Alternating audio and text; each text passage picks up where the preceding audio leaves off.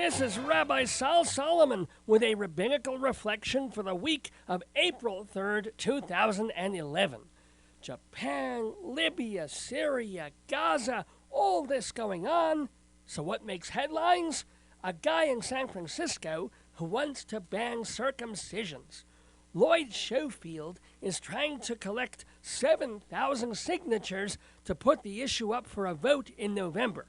If it passes, people will have to drive all the way to Orange County to get their bananas peeled. Mr. Schofield claims he opposes circumcision on human rights grounds and that cutting off the foreskin is a cruel and pointless mutilation, especially when you're doing it to babies who have no say in the matter. I do not disagree with any of this.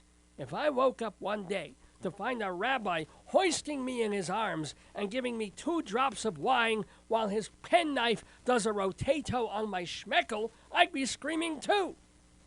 Both sides of the issue claim health benefits. The anti-bris contingent says it's traumatizing and causes nerve damage and that at best it's cosmetic elective surgery.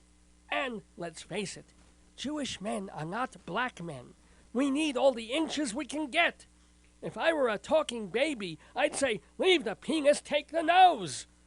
The pro-circumcision groups say that doing a cockwork orange is more sanitary, more aesthetically appealing, and has a lower risk of HIV, chlamydia, and penile cancer.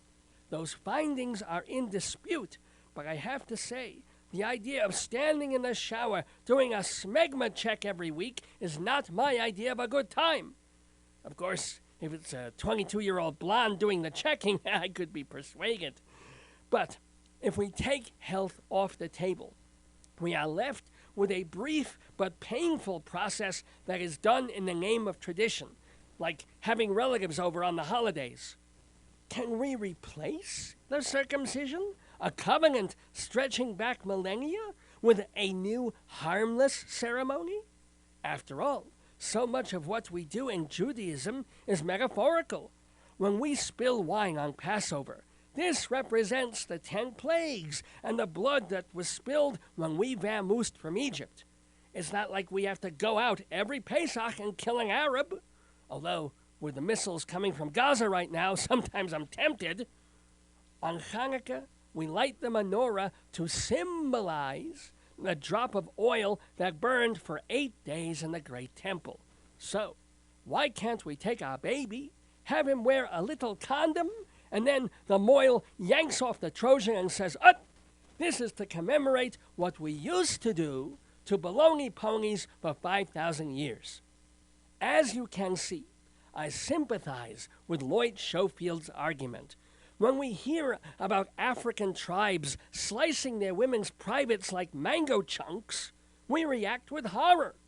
And I'll be honest, if a grown man came to me and said, Rabbi, I want to convert, I'll do the bar mitzvah, and I'm willing to skin the flute, my first response would be, are you sure? I mean, really sure? Because if you think peeling an onion makes you cry, and yet, for all the reasonable challenges to circumcision, I can't throw the baby out with the pee water.